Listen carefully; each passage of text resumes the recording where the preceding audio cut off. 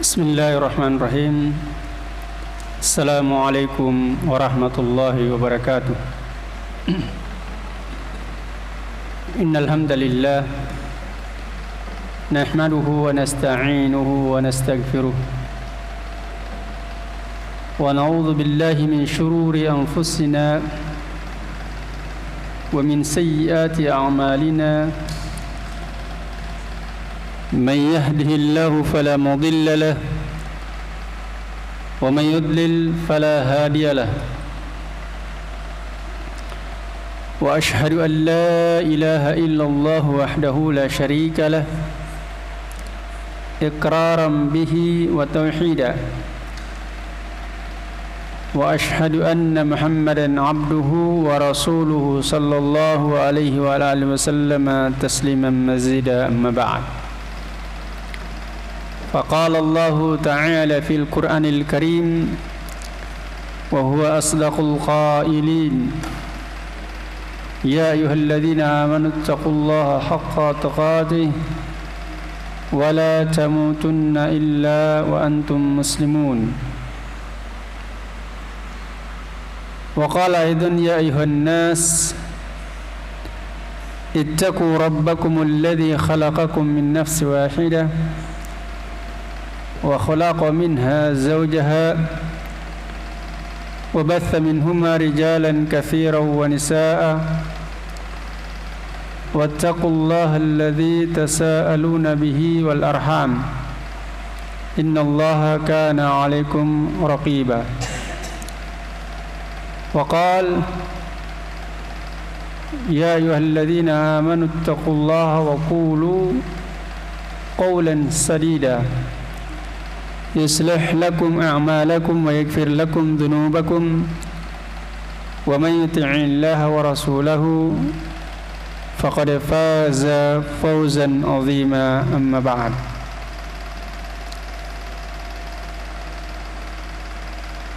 فإن أصدق الحديث كتاب الله وخير الهدي هدي محمد صلى الله عليه وآله وسلم وشر الأمور محدثاتها فإن كل محدثة بدعة وكل بدعة ضلالة وكل ضلالة في النار.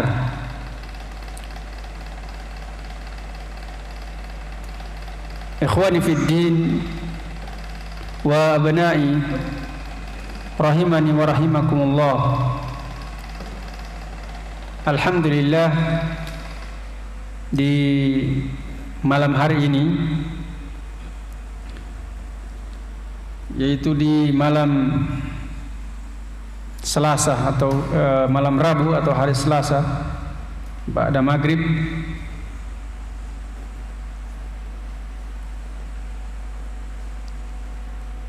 di tanggal 14 Maret 2023 adalah merupakan pertemuan yang ke-13 dari kajian kita, kajian membahas kitab Al-Jadid fi Syarhi Kitab Tauhid yang ditulis oleh Syekh Muhammad bin Abdul Aziz Al-Qurawi rahimahullahu ta'ala, yaitu kitab yang merupakan penjelasan dari kitab Tauhid yang ditulis oleh Syekhul Islam Muhammad bin Abdul Wahhab bin Sulaiman At-Tamimi rahimahullahu ta'ala.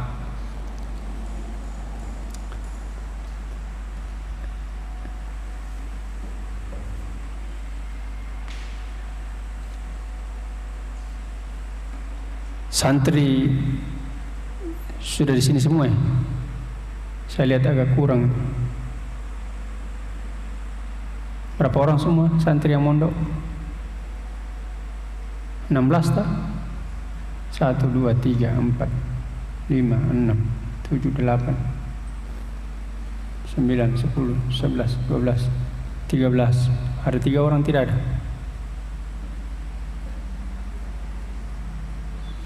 Siapa yang tidak ada?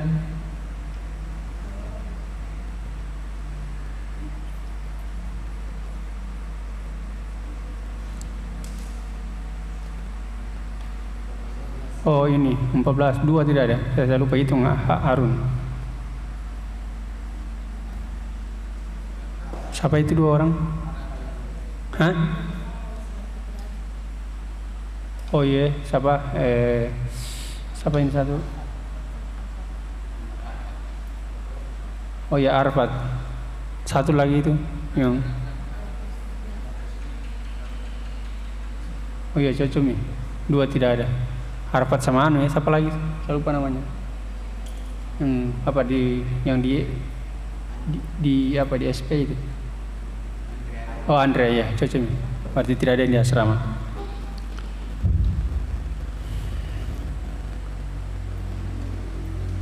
Ya. Yeah. Kita masuk kepada dalil yang terakhir dari dalil yang dibawakan oleh Syekhul Islam Muhammad bin Abdul Wahhab bin Sulaiman At-Tamimi rahimahullah taala dalam bab fadlu at-tauhid wa ma yukaffiru min ad-dunub.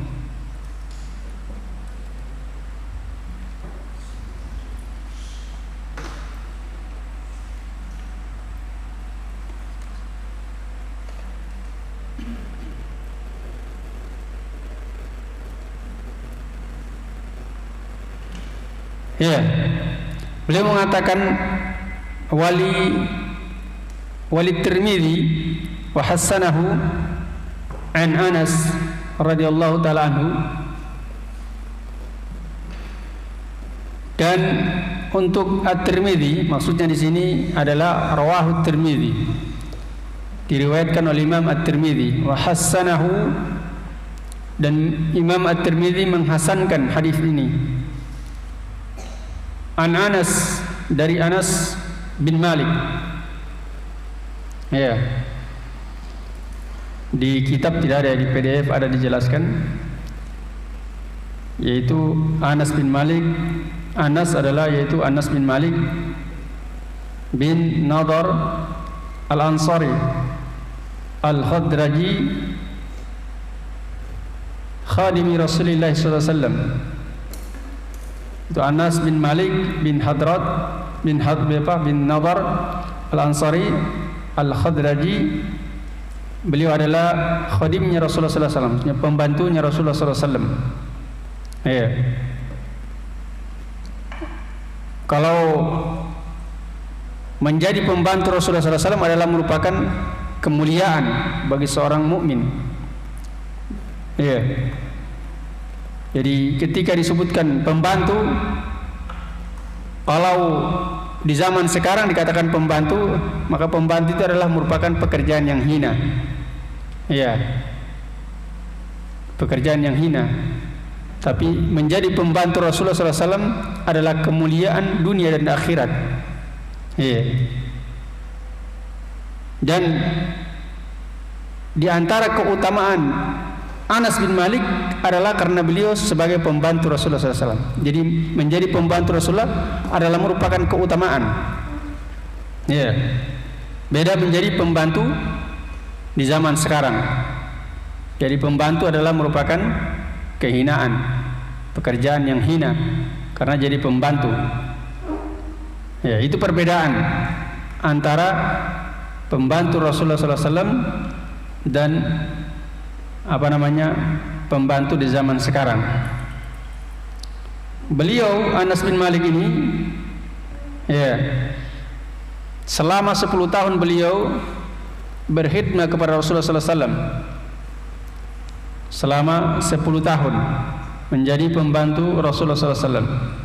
Dan Rasulullah SAW mendoakan beliau, ya, mendoakan beliau agar supaya Allah Subhanahu Wa Taala memberkahi beliau di dalam hartanya dan anak-anaknya. Ya. Dan beliau meninggal, ya, pada umur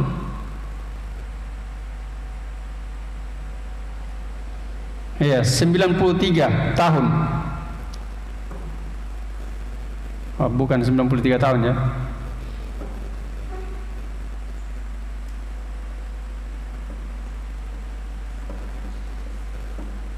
Ya, pada tahun ke-93 Hijriah. Pada tahun 93 Hijriah. Berarti umur beliau panjang sekali. Ya. Beliau meninggal di Basrah. Ini Anas bin Malik. Kemudian Anas bin Malik radhiyallahu taala anhu mengatakan, sami'tu Rasulullah sallallahu alaihi wasallam yaqul, saya mendengar Rasulullah sallallahu alaihi wasallam bersabda, qala Allah taala, Allah Subhanahu wa taala berfirman, ya ibna Adam, wahai anak Adam, ya, lau ataitani biqarabil ardi khataya, seandainya engkau datang kepadaku, wahai anak Adam, seandainya engkau datang kepadaku, maksudnya menghadap Allah Subhanahu wa taala, dia meninggal, biqarabil ardi khataya, itu dengan membawa dosa sepenuh bumi atau hampir memenuhi bumi. Ya, ini dosanya banyak sekali. Tsumma laqitani la tusyrik bi syai'a, la tusyriku bi syai'a. Kemudian engkau datang dalam keadaan tidak melakukan kesyirikan kepadaku dengan sesuatu apapun juga. Maka apa balasan bagi orang yang seperti ini? Dia datang dengan dosa yang sangat banyak, tapi dia tidak melakukan kesyirikan, atau dia pernah melakukan kesyirikan tapi bertaubat. Jadi dia meninggal membawa dosa-dosa selain syirik. Iya, sebesar bumi, sebesar bumi atau menghampiri besarnya bumi. Maka kata Allah Subhanahu wa taala, la ataituka biqarabiha magfiratan, maka saya akan mendatangi engkau dengan semisal bumi itu pula ampunan. Jadi Allah datangkan ampunan kepadanya. Allah berikan ampun dia dengan sebesar dosanya tersebut.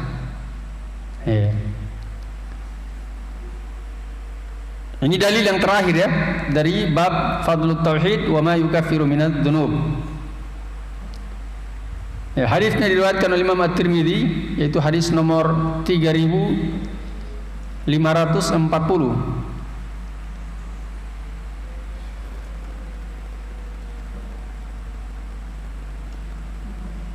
Dan beliau mengatakan hadisnya adalah hadis hasan. Imam Ahmad juga meriwayatkan hadis ini dalam musnadnya, yaitu hadis di jilid 5 halaman 172. Namun hadisnya bukan bersumber dari Anas bin Malik, tapi dari Abu Dzar radhiyallahu taala anhu.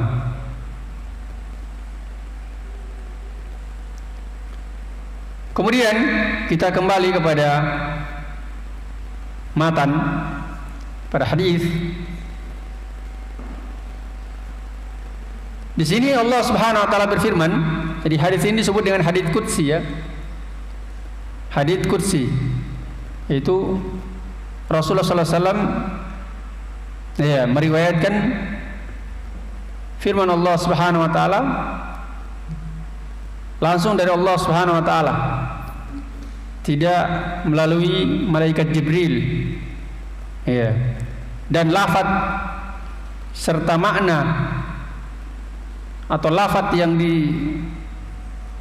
yang diriwayatkan oleh Rasulullah SAW dari Allah Subhanahu Wa Taala ini tidak ada di dalam ayat Al-Quran, dan dia bukan ayat Al-Quran. Dan perbedaan antara hadits qudsi dan Al-Quran itu sangat banyak. Dan kemarin sudah kita dengarkan apa yang dijelaskan oleh Al-Ustadz Muhammad Abu Affan dalam khutbah beliau. Tinggal kita kembali merojaah kembali mendengarkan khutbah beliau.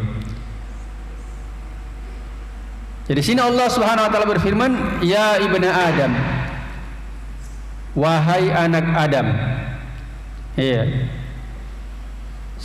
lau ataitani biqrabil ardi, seandainya engkau datang kepadaku dengan dosa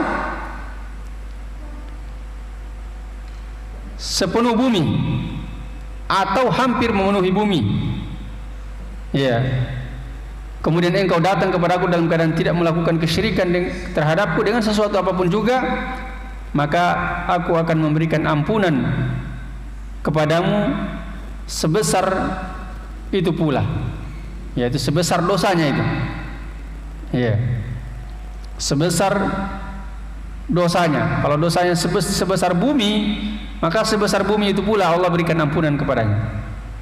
Nah, dijelaskan oleh Syekh Muhammad bin Abdul Aziz Al-Qurawi rahimahullahu taala, kata beliau syarhul kalimat, penjelasan tentang kalimat qurabil ard, ya, itu maknanya adalah mil'uha au qaribun min mil'iha, yaitu memenuhi bumi, sepenuh bumi atau hampir memenuhi bumi, ya.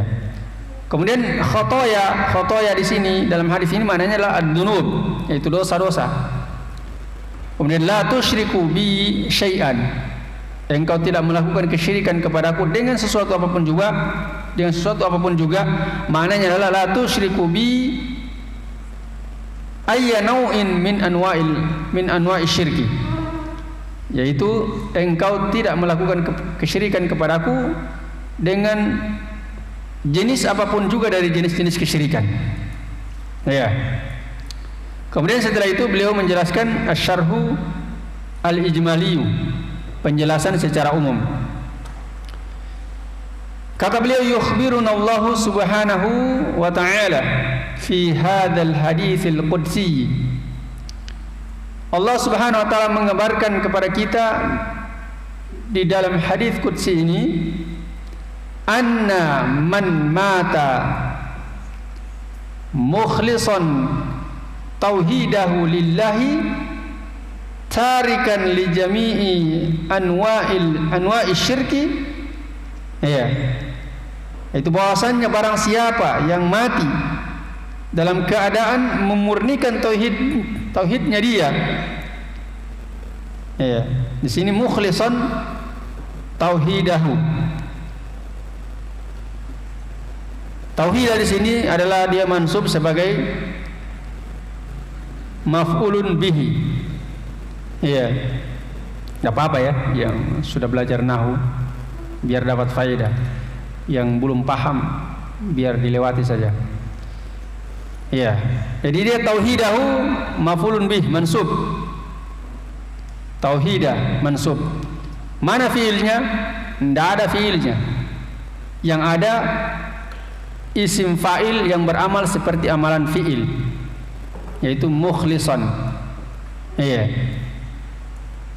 Jadi mukhlishan yang menjadi amil bagi dia sehingga dia menjadi tauhidahu, menjadi mansub, iya.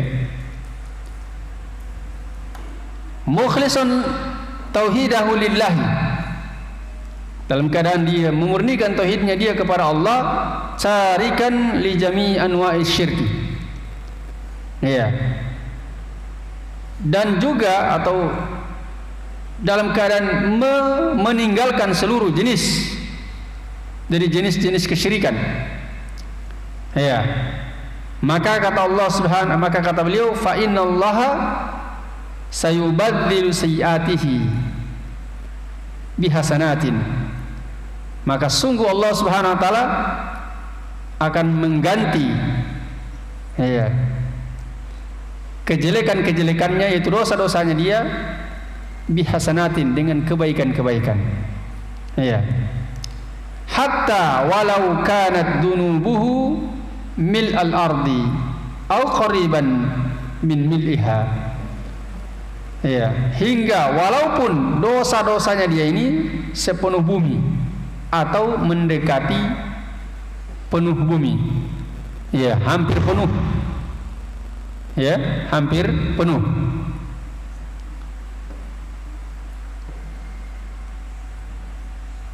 Kemudian beliau menyebutkan beberapa faidah. Faidah yang pertama, kata beliau al-fawaid. Al-fawaid adalah faidah-faidah. Maknanya adalah al-fawaidu min hadzal hadis. Itu faidah-faidah dari hadis ini. Yang pertama adalah itsbatu sifatil qauli lillahi 'alal wajhi al-laiqi bihi subhanahu. Itu penetapan sifat al-qaul bagi Allah Subhanahu wa taala. Iya. Dari sisi yang pantas bagi Allah Subhanahu wa taala. Iya. Sesuai dengan keagungan dan kebesaran Allah Subhanahu wa taala. Di mana pendalilannya? Iya. Di sini bisa diambil faedah bahwasanya Allah memiliki sifat al-qaul, yaitu berkata. Iya. Yaitu dari sisi Rasulullah sallallahu alaihi wasallam bersabda, qala Allah taala. Allah Subhanahu wa taala berfirman. Iya. Allah Subhanahu wa taala berkata. Itu faedah yang pertama. Jadi Allah Subhanahu wa taala itu disifati, ya, sesuai dengan apa-apa yang Allah sifati dirinya, dengan sifat tersebut di dalam Al-Quran, atau yang Rasulullah SAW mensifati Allah Subhanahu wa taala dengan, atau Allah dengan Rasulullah SAW mensifati Allah dengan sifat tersebut di dalam hadis-hadis yang sahih. Iya, dalam hadis-hadis yang sahih. Maka wajib bagi kita menetapkan, iya, sifat tersebut bagi Allah Subhanahu wa taala berdasarkan Al-Qur'an dan hadis-hadis yang sahih, iya, dengan tanpa mentahrif, itu merubah maknanya kepada makna yang lain. Iya. Kemudian yang kedua, dengan tanpa mentakyif, membagaimanakan. Iya. Membagaimanakan atau menghayal-hayalkan. Iya. Mentakyif. Kemudian yang ketiga adalah dengan tidak mentaktil, tidak menolak. Iya. Kemudian yang keempat adalah dengan tidak mentashbih atau mentamtsil, tidak menyerupakan dengan makhluknya. Jadi Allah Subhanahu wa taala kita tetapkan Allah itu berkata. Iya. Berkata. Jadi ketika hadis atau Al-Qur'an menyebutkan Allah memiliki sifat berkata, maka kita tetapkan Allah Subhanahu wa taala memiliki sifat berkata. Memiliki sifat al-qaul, yaitu berkata. Iya. Kita tidak merubah maknanya kepada makna yang lain. Oh, sifat maksudnya di sini al-qaul, di sini maknanya bukan berkata, tapi maknanya begini dan begini. Itu namanya mentahrif. Ya. Tapi kalau ada hadis-hadis yang sahih yang menjelaskan maknanya, kemudian kita bawa kepada makna tersebut, atau ada ayat yang lain yang menjelaskan makna dari sifat tersebut, maka itu namanya bukan mentahrif. Ya, bukan mentahrif, bukan memalingkan maknanya kepada makna yang lain. Kenapa? Karena ada ayat Al-Quran atau hadis yang sahih yang menjelaskan maknanya. Kalau tidak ditemukan, maka dihukumi, ditetapkan sesuai zahirnya. Ditetapkan sesuai zahirnya. Iya. Jadi kita tetapkan Allah itu berkata sesuai dengan hakikat yang sebenarnya. Tidak boleh kita palingkan maknanya kepada makna yang lain. Oh, ini bukan berkata. Iya. Contoh lain, misalkan Allah memiliki tangan, tidak boleh kita katakan, oh ini bukan tangan. Bal yadahu mabsutatani yunfiku kaifa yasha. Bahkan kedua tangan Allah, iya, memberikan rizki sebagaimana Dia kehendaki. Maka di sini dalam ayat ini disebutkan Allah memiliki kedua tangan. Maka tidak boleh kita palingkan maknanya kepada makna yang lain. Oh, ini bukan tangan ini, tapi ini maknanya kekuasaan. Ya, sebagaimana yang ditahrif oleh ahlu tahrif, ahlul bid'ah. Mereka menolak sifat tangan bagi Allah, kemudian mereka palingkan maknanya itu kepada makna yang lain. Dalil-dalil yang menyebutkan tentang tangan Allah Subhanahu wa taala. Iya. Tidak boleh kita menolak, mentaktil. Iya. Karena Allah sendiri mensifati dirinya dengan sifat tersebut. Iya. Tidak boleh mentakyif. Oh, tangan Allah itu bagaimana ya? Atau dia hayal-hayalkan tangan Allah. Dia bayang-bayangkan. Iya. Maka apa yang muncul dalam bayangannya itu, maka itu bukan tangan Allah. Iya, bukan tangan Allah. Karena yang muncul dalam pikirannya dia, dalam bayangannya dia itu adalah makhluk. Ya. Dan Allah itu tidak serupa dengan makhluk. Laisa kamitslihi syai'un wa huwas samiul basir. Tidak ada yang serupa dengan Allah Subhanahu wa taala sesuatu apapun juga. Dia Maha mendengar, ya, lagi Maha melihat. Kemudian dengan tidak mentasybih, itu menyerupakan Allah Subhanahu wa taala dengan makhluknya. Iya. Oh, Allah itu berkata, oh berarti sama dengan makhluk. Makhluk juga berkata, manusia juga berkata. Iya, tidak boleh ditolak yang seperti itu. Allah berbicara sesuai dengan keagungan dan kebesarannya. Oh, Allah punya tangan, dua lagi tangannya, berarti sama dengan manusia. Manusia punya tangan dua. Ini batil, tidak boleh. Nah,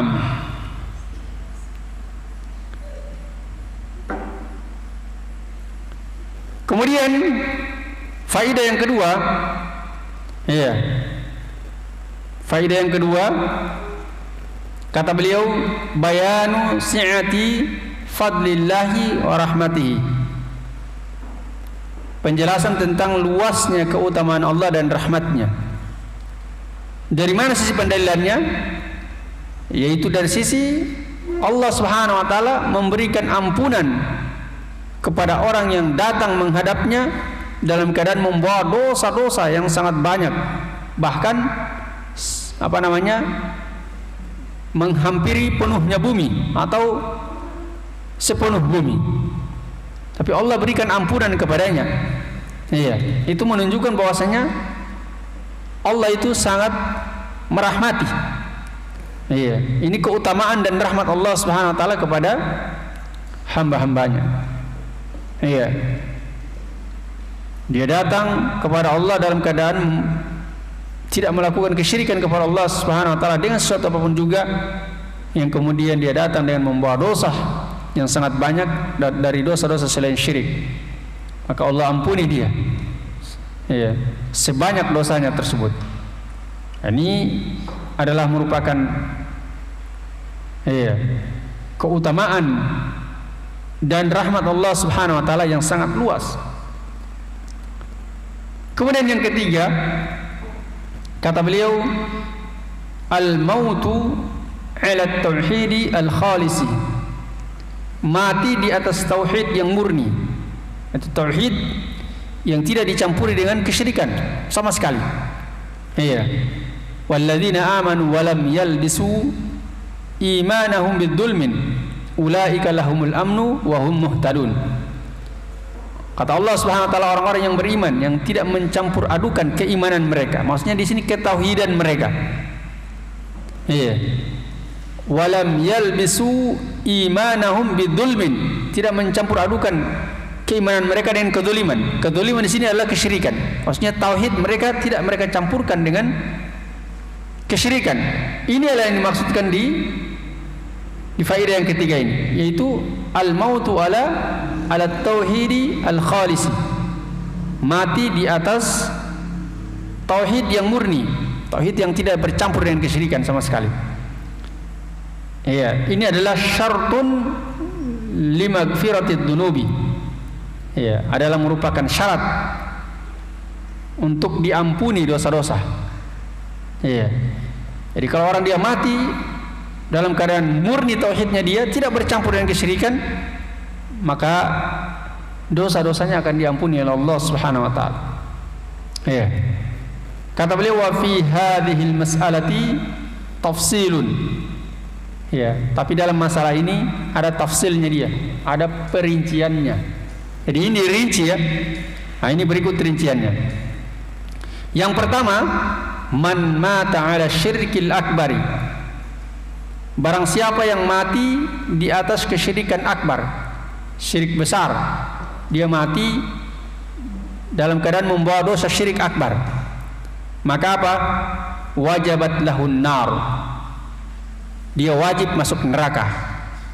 Berarti dia kekal dalam neraka selama-lamanya kalau dia mati di atas kesyirikan akbar, syirik besar. Yang kedua, man mata, ya. Yang kedua, man mata khalisan minasyirkil akbar, yaitu orang yang mati dalam keadaan dia bersih dari kesyirikan akbar, ya. Jadi dia ini tidak mati dalam keadaan membawa syirik akbar. Jadi dia tidak membawa dosa syirik akbar. Tetapi wa indahu qalilun minasyirkil asghar, tapi dia datang dengan membawa sedikit dari syirik asghar. Jadi ada dosa syirik asghar dia bawa, tapi sedikit. Ya, sedikit ya. Tetapi wa hasanatuhu tarjihu ala sayyiatihi. Jadi dia mati tidak membawa dosa besar, syirik akbar. Karena kalau syirik akbar sudah poin yang pertama tadi, mati langsung masuk neraka. Tidak dianggap seluruh amalan-amalan kebaikannya, tidak berguna bagi dirinya. Iya, terhapus semuanya, dia langsung masuk neraka. Tapi kalau dia mati dalam keadaan tidak membawa dosa syirik akbar, tetapi ada syirik asgar yang dia bawa sedikit, ya. Kemudian yang kedua, kebaikannya dia itu mengalahkan kejelekannya. Wa hasanatuhu tarjihu ala sayyiatihi. Ya, setelah ditimbang di yaumil qiyamah, amalannya dia ternyata amalan kebaikannya lebih berat daripada amalan kejelekannya. Ya. Dia bawa dosa syirik asgar, syirik kecil, sedikit. Iya. Kemudian ditimbang amalannya, amalan kebaikannya lebih berat daripada amalan kejelekannya. Pahalanya lebih berat daripada dosa-dosanya. Maka orang seperti ini, kata beliau, dakhalal jannatah, masuk surga. Ya, masuk surga. Tapi dosa syiriknya dia tadi, walaupun syirik asgar, walaupun sedikit, tetap dia diazab dengan dosa tersebut. Ya, karena dosa syirik itu tidak diampuni. Beda kalau dosa selain syirik. Ya, jadi dosa syirik itu tidak diampuni, walaupun dia syirik kecil, tetap dia akan diazab. Ya, sudah itu yang kedua, ya, dipahami itu ya. Jadi ingat saja, yang pertama dia mati di atas syirik akbar, maka dia sudah pasti masuk neraka, kekal selama-lamanya. Nah, yang kedua adalah dia mati tidak membawa syirik akbar, tapi ada dosa syirik asgar sedikit. Kemudian amalan kebaikannya lebih berat daripada amalan kejelekannya, maka dia masuk surga. Paham sampai situ ya? Kemudian yang ketiga, man mata khalisan minasyirkil asghar, minasyirki al-akbar, barang siapa yang dia mati atau orang yang mati dalam keadaan dia bersih dari kesyirikan akbar, jadi dia tidak membawa dosa syirik akbar, wa indahu syirkun asghar, tapi dia membawa dosa syirik asghar, syirik akbar tidak ada. Kalau yang tadi yang kedua qalil ya, sedikit, tapi ini tidak disebutkan sedikit, pokoknya dia membawa dosa syirik asghar. Wa sayyi'atuhu tarjihu ala hasanati. Nah, lawan dari yang nomor 2. Ini amalan kejelekannya dia lebih berat, artinya mengalahkan amalan kebaikannya. Setelah ditimbang di yaumil qiyamah, amalan kejelekannya yang lebih berat daripada amalan kebaikannya. Maka orang yang seperti ini, kata beliau, dakhalan nar, masuk neraka. Tetapi apa? La la al-khuluda fiha, tapi tidak kekal dalam neraka. Paham ya rinciannya? Ya, saya ulangi lagi. Jadi yang ketiga ini dia datang membawa dosa syirik asgar. Syirik akbar tidak ada. Ya. Kemudian amalan kejelekannya dia lebih berat daripada amalan kebaikannya. Maka dia masuk neraka tapi tidak kekal. Itu yang ketiga. Ya. Kalau yang kedua, ya sama dengan yang ketiga, tidak membawa dosa besar, tidak membawa syirik akbar. Iya. Dan juga tidak membawa dosa syirik asgar. Tetapi perbedaannya dia dengan yang ketiga, yang kedua ini, yang kedua adalah amalan kebaikannya lebih berat daripada amalan kejelekannya. Maka dia masuk surga. Ya. Jadi jangan salah paham ya antara nomor 1 dengan nomor 2. Jadi ada perbedaan sedikit. Ya, perbedaannya cuma di amalan kebaikannya lebih berat daripada amalan kejelekannya, dan amalan kejelekannya lebih berat daripada amalan kebaikannya. Iya. Kalau yang nomor 1 sudah jelas. Iya. Dia datang membawa dosa syirik akbar. Dia mati masuk neraka. Iya.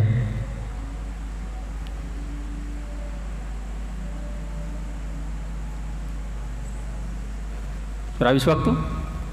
Belum? Sudah ya? Oh iya. Karena sudah habis waktu, kita cukupkan sampai di sini dulu. Insyaallah kita lanjutkan lagi di pertemuan yang akan datang. Ya, kita tutup dengan doa kafaratul majelis.